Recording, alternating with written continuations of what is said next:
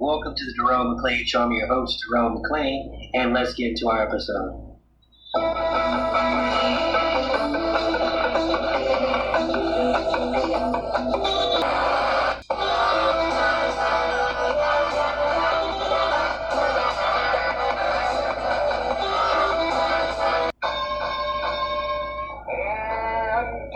Intelligentsia, the endem of sarcasm, the nutty professor to your whack-ass marmalade. It's T-Bone from T-Bone and Chick Brew in the morning. Now available in podcast format. Simply search for the T-Bone and Chick Brew podcast, available wherever fine podcasts are sold.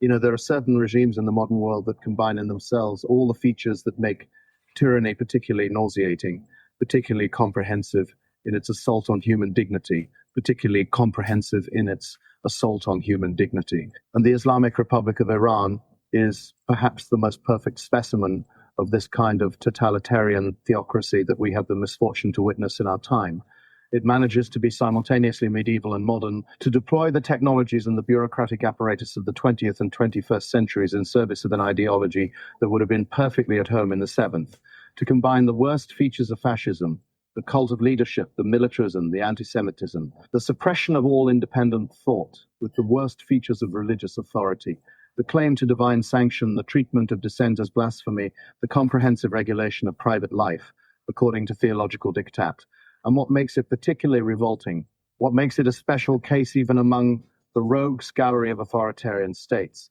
is that it came to power through a genuine revolution, through the overthrow of a genuinely despotic monarchy, the Shah's regime, which was itself utterly indefensible, and that it transformed what might have been a moment of liberation into something far worse than what it replaced, demonstrated with perfect clarity that replacing one form of tyranny with a bureaucratic alternative is not progress but regression, is not revolution but reaction of the most comprehensive kind. The Islamic Revolution of 1979 was not, as its apologists in the Western left like to pretend, and in some cases still pretend, an anti-imperialist uprising of the oppressed against foreign domination and domestic exploitation. It was a counter-revolution, a deliberate rejection of modernity and secularism and individual freedom in favor of a totalizing religious ideology that claimed authority over every aspect of human life, from the most public political questions to the most intimate personal choices. The revolution that overthrew the Shah included many elements, included secular Democrats and leftists and nationalists who wanted genuine freedom and genuine self-determination.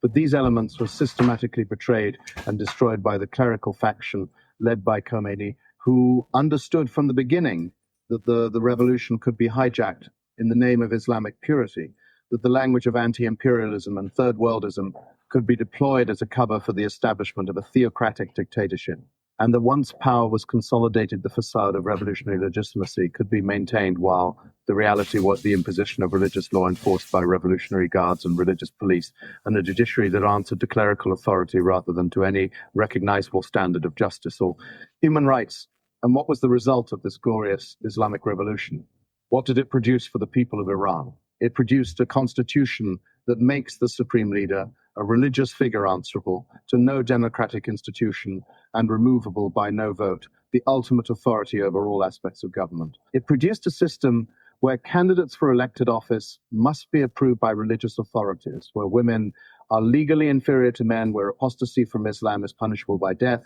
where homosexual is a capital crime, where political dissent is treated as war against God, where the morality police patrol the streets enforcing dress codes and behavioral codes derived from 7th century Arabian tribal customs, where the press is censored, where the internet is monitored and filtered, where independent civil society is crushed, where trade unions are banned or co-opted, where religious minorities are systematically persecuted, where the Baha'i are denied education and employment, where Jews are subject to constant suspicion and harassment, despite having lived in Persia for 2,500 years,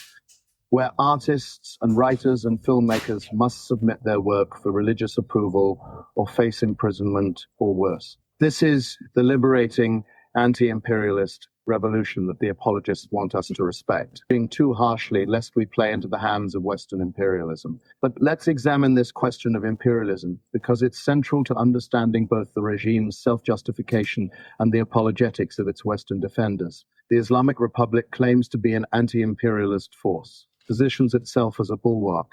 against American and Israeli domination of the Middle East, presents its foreign policy as a defense of the oppressed and the downtrodden against the arrogance of global powers. And there's a kind of superficial plausibility to this self-presentation. If you don't examine it too closely, if you accept at face value the regime's rhetoric about supporting Palestinian rights and resisting Zionism and defending Islamic solidarity against Western aggression, but examine it even slightly and the whole edifice collapses, because what the regime actually does, as opposed to what it says it does, is to export its own brutal theocratic model to whatever parts of the Middle East it can reach to support proxy militias, Hezbollah in Lebanon, various Shia militias in Iraq, the Houthis in Yemen, that replicate its combination of religious authority and military power to fund and arm movements that are not liberationist or progressive in any meaningful sense, but rather are committed to the same totalitarian religious ideology that characterizes the regime itself, and to pursue regional dominance, not in the name of any universal principle of justice or human rights,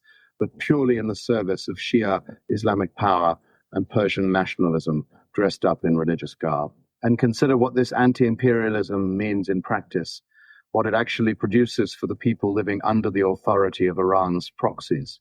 Hezbollah has turned Lebanon into a failed state, has subordinated Lebanese sovereignty to Iranian strategic interests, has provoked conflicts with Israel that have devastated Lebanese infrastructure and Lebanese civilian populations, while Hezbollah's own forces hide among civilians and use them as human shields. The Iraqi militias backed by Iran have contributed to the comprehensive destruction of whatever possibility existed for Iraq to become a stable multi-sectarian democracy, have carried out sectarian massacres, have intimidated and murdered political opponents, have turned parts of Iraq into Iranian satellites, where Iranian influence is more decisive than the wishes of Iraqi citizens.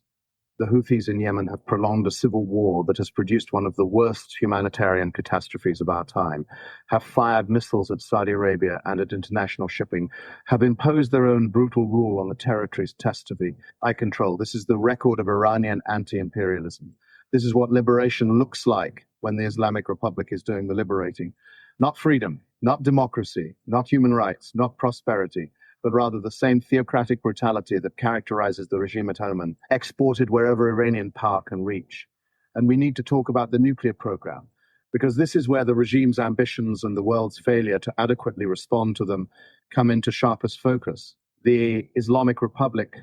has been pursuing nuclear weapons capability for decades, has lied systematically about this pursuit, has hidden facilities and deceived inspectors and violated agreements, and has done all of this while proclaiming peaceful intentions and crying victimhood when challenged. And the Western response has been a masterclass in appeasement, a national actor that will respond to incentives and that can be brought into some kind of stable accommodation with the international order through sufficient concessions and sufficient willingness to ignore its behavior in other domains. This assumption is not just wrong, but dangerously wrong, because it misunderstands what the regime is and what it wants, because it treats a messianic theocratic state as if it were a normal nation state pursuing normal strategic interests, because it imagines that leaders who believe they're implementing God's will and preparing for the return of the hidden imam can be managed through the same tools of diplomacy and deterrence that worked with the Soviet Union. Let me be very clear about what I think would happen if the Islamic Republic acquired nuclear weapons, because the consequences are too serious to be left unstated or softened by diplomatic language. A nuclear-armed Iran would not become more cautious or man or responsible or more amenable to international norms. It would become more aggressive, more willing to support its proxies in adventurism against Israel and against Sunni Arab states, more able to intimidate its neighbors and to pursue regional dominance while hiding behind the deterrent of nuclear weapons. It would create a situation where Hezbollah and other Iranian proxies operated with the backing of a nuclear power, where conflicts that are currently contained by the possibility of direct retaliation against Iran would become far more dangerous, because retaliation would risk nuclear escalation. It would almost certainly trigger nuclear proliferation throughout the Middle East, would lead Saudi Arabia and possibly Turkey and Egypt to pursue their own nuclear capabilities, but create a region bristling with nuclear weapons controlled by states and movements, many of which are hostile to each other, and none of which have the mature command and control systems or the decades of experience with nuclear deterrence that prevented the Cold War from turning hot. And most immediately and most certainly, it would create an existential threat to Israel that no Israeli government could accept, that would make military action to prevent Iranian nuclear capability not an option among others, but an absolute necessity. And this brings us to the question of Israel, to the regime's obsessive anti-Semitism, to its repeated calls for Israel's destruction, to its Holocaust denial, and its Holocaust-to-time contests, and its constant deployment of the most vile anti-Semitic tropes dressed up as anti-Zionism. The Islamic Republic's position on Israel is not a policy that could be modified or a grievance that could be addressed through territorial compromise or political negotiation. It is a theological commitment to the elimination of Jewish sovereignty in the Middle East, is an absolute rejection of the idea that Jews have a right to national self-determination, is built on the same logic that has characterized Islamic attitudes toward Jews throughout history, which is that Jews may be tolerated as dhimmi, as second-class subjects living under Islamic authority, but cannot be accepted as equals, and certainly cannot be accepted as sovereigns. The chants of death to Israel are not metaphorical. The statements that Israel must be wiped off the map are not rhetorical excess. The funding of Hamas and Hezbollah and Islamic Jihad is not merely a strategic alliance against a regional rival. These are all expressions of a genuine ideological commitment to destroying the Jewish state. And treating them as anything less than genuine is a failure of moral seriousness and a failure of basic attention to what the regime itself says. Now let's talk about what happens inside Iran to the Iranian people themselves. Because while the regime's foreign policy and regional ambitions deserve condemnation, the primary victims of the Islamic Republic, our Aryans, are the people who have lived under this theocratic tyranny for more than 4 decades, who have seen their country's enormous potential squandered, who have suffered the consequences of international isolation and economic mismanagement and the prioritization of ideological purity and regional adventurism over the welfare of Iranian citizens. The Iranian people are not the Islamic Republic. The regime does not represent them, except in the sense that any dictatorship represents the people it rules. And one of the great crimes of the regime and of its Western apologists is the way they've conflated the two, the way they've treated criticism of the regime as criticism of Iran or of Iranians or of Persian culture, the way they've made it difficult to oppose the government without being accused of hostility toward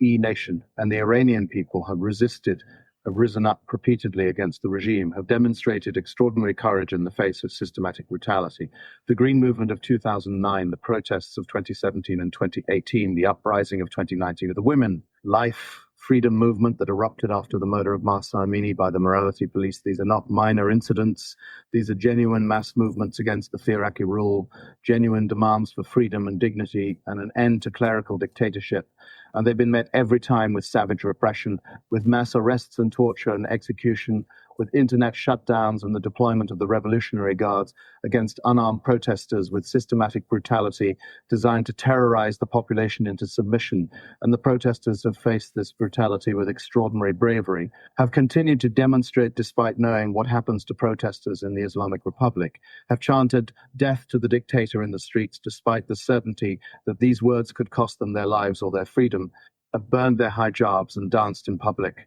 and torn down pictures of Khomeini in direct defiance of laws that could send them to prison or worse. The regime's response to these protests tells you everything you need to know about its actual character, about the gap between its revolutionary rhetoric and its reactionary reality. A government that had genuine popular support, that represented the will of the Iranian people as it claims to do, would not need to arrest thousands of protesters, would not need to torture confessions, would not need to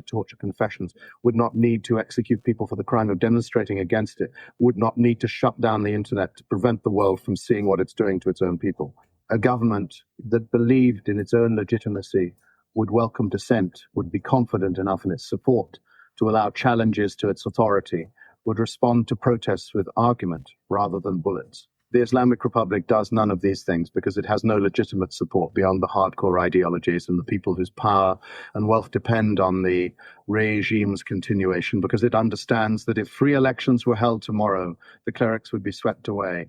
because it knows that it survives not through popular consent, but through force and fear and the systematic suppression of every challenge to its authority. And I want to address directly the Western apologists for this regime, the people who treat the Islamic Republic as just another government that the West should deal with pragmatically, who argue that Iran has legitimate security interests that should be respected, who claim that the regime represents an authentic expression of Iranian or Islamic culture that outsiders have no right to judge, who suggest that the real problem is American or Israeli or Western hostility rather than the nature of the regime itself. These apologists, whether they're foreign policy realists who simply want to cut deals regardless of the regime's character, or leftists who see the Islamic Republic as an anti-imperialist force to be supported, are engaged in a form of moral bankruptcy that deserves nothing but contempt, are essentially arguing that we should accept the brutal oppression of millions of people because opposing it would be inconvenient, or because the oppressors position themselves as enemies of America or Israel. They wouldn't accept this argument applied to any other dictatorship. They wouldn't say that we had to respect the Nazi regime's security interests, or that Stalin's Soviet Union represented an authentic expression of Russian culture that outsiders had no right to judge, or that criticizing apartheid South Africa was cultural imperialism. But somehow, when it comes to the Islamic Republic, when it comes to a theocratic dictatorship that hangs gay people from cranes and stones women and arrests people for dancing, we're supposed to be understanding and accommodating and respectful of sovereignty and cultural difference. The truth about the Islamic Republic is simple and should be stated plainly. It is an illegitimate tyranny that maintains itself through violence and fear, that oppresses its own people systematically, that pursues regional domination through proxy warfare, that is committed to Israel's destruction, that seeks nuclear weapons that it would use to further destabilize the region and threaten its neighbors. And that represents nothing noble or authentic or worthy of respect, but rather represents the comprehensive betrayal of the 1979 revolution's promise, the triumph of the most reactionary elements of Shia Islam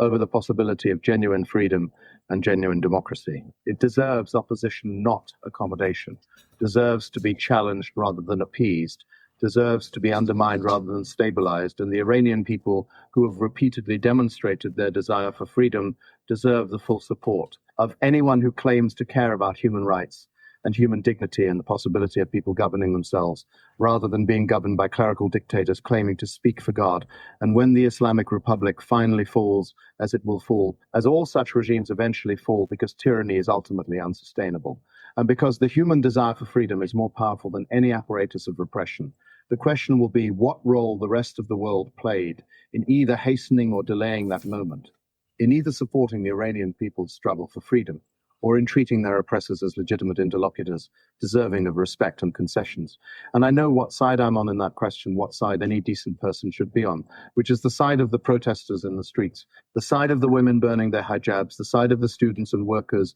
and artists and writers who risk everything to challenge clerical rule, the side of those who refuse to accept that Iran must be ruled by ayatollahs claiming divine authority, and emphatically not the side of the regime or its apologists, or those who counsel accommodation and patience and understanding in the face of comprehensive tyranny.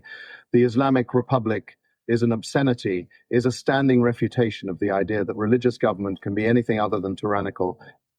is a demonstration of what happens when theological certainty is given political power. And recognizing this truth and acting on it is not imperialism or cultural arrogance, but rather basic moral honesty and basic solidarity with people who want what everyone should want, which is freedom from dictatorship and the right to govern themselves rather than being governed by men who claim to know the will of God.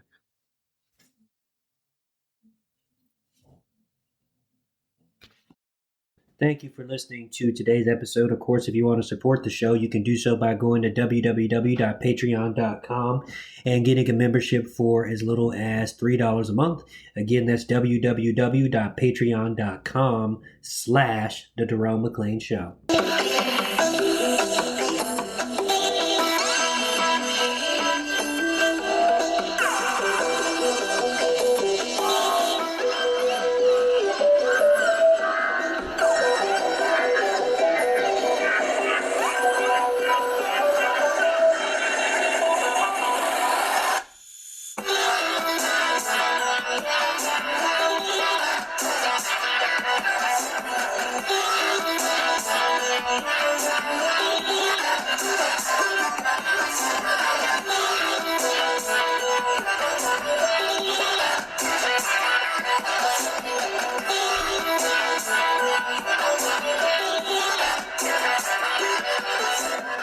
The Jerome McClain Show is fully listener-supported, independent media that won't lead you to tribalism. Get a membership and support independent media at www.patreon.com/The Jerome McClain Show.